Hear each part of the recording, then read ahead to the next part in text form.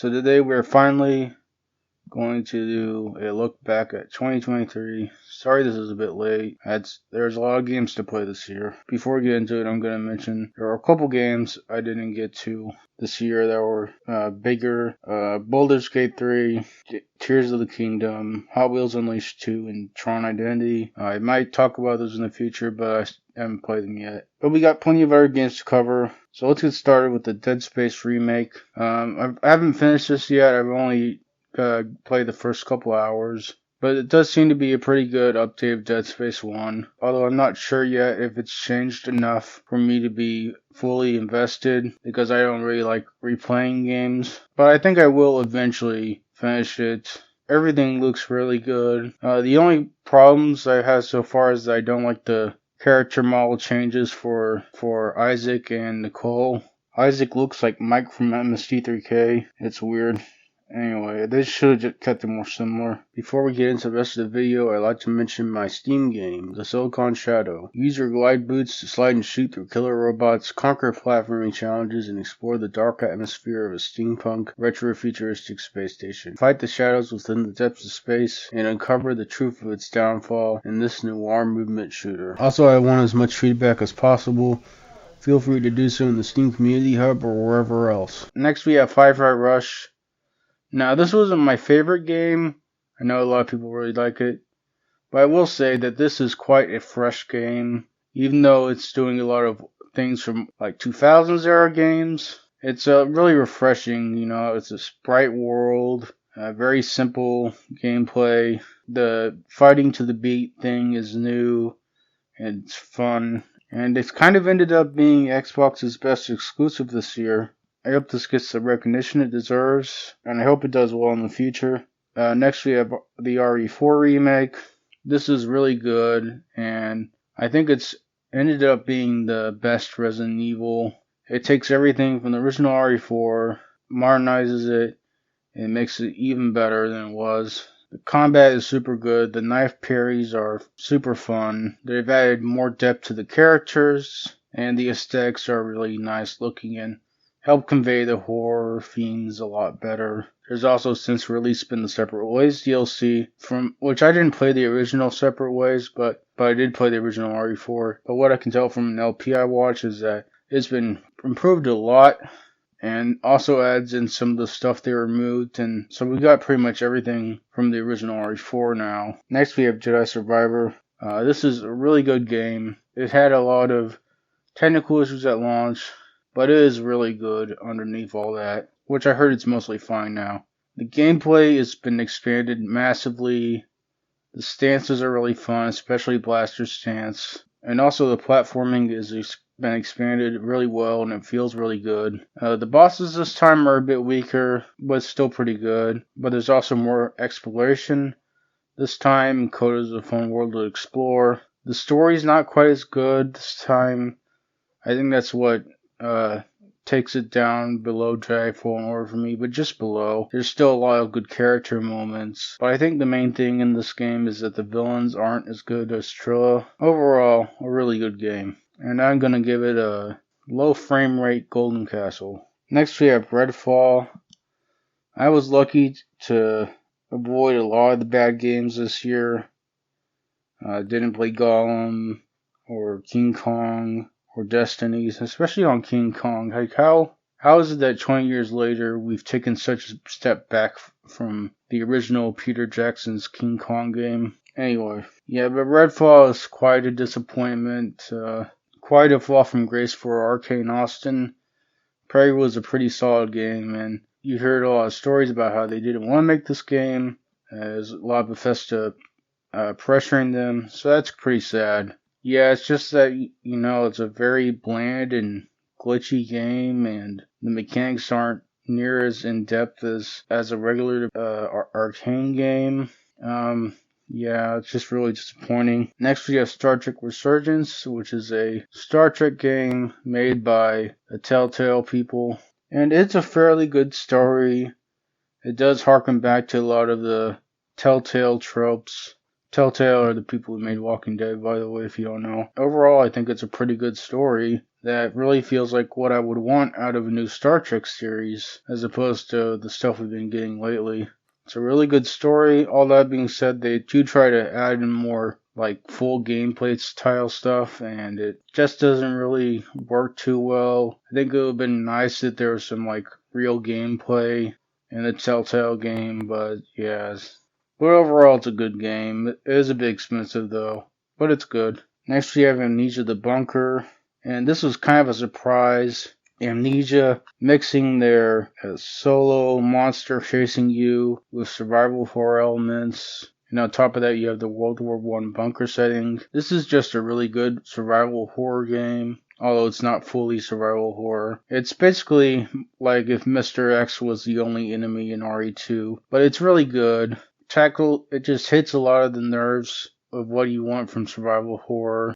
It's really fun and has a good setting. And I'm going to give it the Horror Golden Castle. Next we have Remnant 2. This was quite a good game. I really liked it. Now, it's probably either this or Jedi Survivor. That's my favorite game of the year. Reiterating, I do know that Jedi Survivor had a lot of problems at the launch. Anyway, Remnant 2 is a really good game. It takes everything from Remnant 1 and expands upon it. It does feel kind of like a more of the same sequel, but it's the best more of the same sequel. Like everything is just much better than it was. Especially the bosses. The bosses are not just really good and fun to fight, but they're very unique and have a lot of interesting mechanics, like one that raises and lowers sections of the room, that giant cube that rolls around and tries to smash you, and the final boss has a really good gimmick that I won't spoil, and all the combat and the archetype systems and how equipment and upgrades work has all been improved a lot. It's just really good, and it's just really fun. I also like the worlds this time around, especially the Loathsome, which is a Bloodborne style world, and we got basically another version of that in the Awakened King DLC, which is good. Overall, this game's really fun, and I'm giving it the regular Golden Castle. Next, we had the Texas Chainsaw Massacre game, which is kind of weird because like there can be some kind of dull moments in this, but when it is good, it's really good. It's exactly what you want out of being hunted or hunting as the Chainsaw family. It just really tense when it works. But unfortunately, there's just doesn't seem like there's much future for content. They seem to be limited by only having the rights to the first movie. Sort of a similar situation to the Friday the 13th game, which is a shame. Next we have Lies of P, which I thought was good, but I don't think it's quite like the masterpiece to rival Souls as a lot of other people seem to think. I'm not quite sure exactly where we're not meshing, but overall it is a pretty good Souls-like. It's very well made. I especially like the middle section the most, and it does capture a lot of the Souls formula, but I just don't think it hits as high as Souls does for me. Yeah, so that's about it for that. Next we have Starfield, which a lot of people are kind of like getting upset about, which, you know, it's not a terrible game, but it is fairly disappointing. Probably some of it's to do with that Starfield is the first new IP from Bethesda in a while, so they don't have as much to rely back on. They were trying to do a lot of stuff with the big giant open world, but then, you know, it's just not as full as it should be, and the storytelling is not quite as good, especially in the main quest, until like the last bit. And I think it's trying to be more grounded. I get like trying to appeal to that, you know, like when you're a kid learning about the solar system and they want to capture that NASA museum feel, sort of like the grandeur of space and like really feeling grounded. But I think that really holds a lot of it back. Because like the best parts of it are like when it starts to get a bit wacky, you know, like having like a gang war in this cyberpunk city, or you meet like this group of like people that have been like traveling for like 200 years and they're trying to sell this planet that's already settled. It still like has a good core, but it's just not hitting as hard as the other Bethesda stuff. It's like firmly in last place of the Bethesda games I played. But it's far from a terrible game. It just works, but it just works, you know?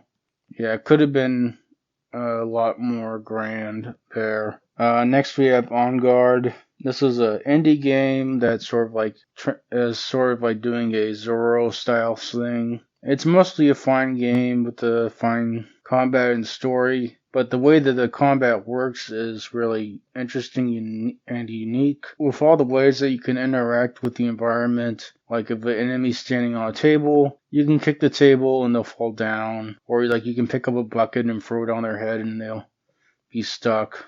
All really fun, like swashbuckling stuff.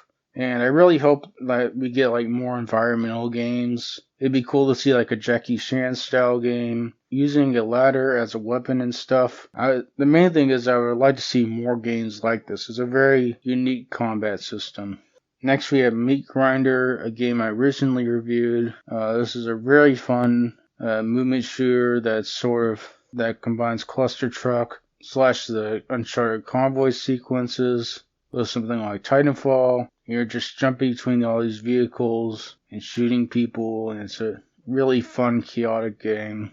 It has a little bit of jank to it, and is a bit short for the price, but it's really fun. Next we have Lunacid. I've only played a little bit of this so far, and I plan to get back to it. But this is a game that's a spiritual successor to From Software's Kingsfield, which is like basically a first-person dungeon crawler that was the foundation for the Dark Souls series, and it seems fun so far with like the wacky atmosphere and danger feeling when you're having to navigate these giant catacombs, and the combat sort of really feels like that old school sort of janky combat, but like in a good way, like sort of like Skyrim actually, which inherits from those. It seems really good so far. Next we have Alan Wake 2. This is a pretty good game. Some people are like saying it's a masterpiece, but I wouldn't go that far, but I still really like this game. However, there are some like big flaws for me with the dodging and enemies design, but the atmosphere and the story are top notch. It's very impressive looking visuals with the coloring and the darkness, and there's very nice environments, especially the gritty streets of the dark place version of New York. And the story still has a pretty good gripping narrative like in Alan Wake 1, but not quite as gripping, but this time the gameplay's better, so it works out. Overall, this was a pretty good game. Next we have Robocop, Rogue City. This is probably one of the best movie games I've played, and I'd like to see more like this and less asym horror. They're not nearly bad, but we've had enough of them. It really captures the feel of Robocop, just like being this big tinky dude and shooting for all these bad guys and throwing them around. A nice set of powers, and also captures a bit of the feel of like Robocop moving around the city. It sort of feels a bit like the original Deus Ex. And the story's not mind-blowing, but it's still solid and feels like the Robocop movies. And Peter Weller's performance doesn't lose a thing going from live action to video game. And there's other good characters. And yet again, the gameplay is just really fun and chunky and bloody. And it's really good. I'm giving it the movie game Golden Castle. Next we have Assassin's Creed Mirage. Now the last two games for me I didn't find particularly good. They're just very repetitive. But I think this game is a step in the right direction. And to be honest, the main thing is that it's not 100 freaking hours of the same stuff. Yeah, it's a lot less repetitive, and there's also more an emphasis on stealth. Almost too much actually, because the main combat is very extremely simplified. I think probably part of that's due to it being essentially DLC made into a full-length game. And the setting and characters are fairly good. I like a lot how the quests are a lot better organized, and I don't constantly have 5 quests that I'm too under-leveled for. Now, I don't think this really answered as much questions as I had about Basim and Valhalla, But overall, it's a fine story on its own, and the tool system is pretty good. I like how there's more verticality, and it's a nice setting. Overall, it's a fairly good game, but I don't think it's quite saved the Assassin's Creed series yet. It's more so reset it back to zero. And I hope the games are better moving forward. Lastly, we have Spider-Man 2. I've only played around 5 hours of this so far, but what I've heard is that it's good, but it's sort of a more the same sequel. Now they are adding stuff like the web wings and the type ropes that you can use during stealth.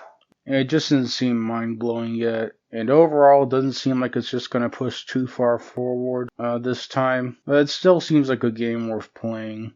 Overall, this is a pretty good year with a lot of great games, a couple good ones, and a couple bad ones. But there's quite a few good stuff here. So this is a long enough video. I'm just going to say thank you to anyone who likes, comments, or subscribes. That's it.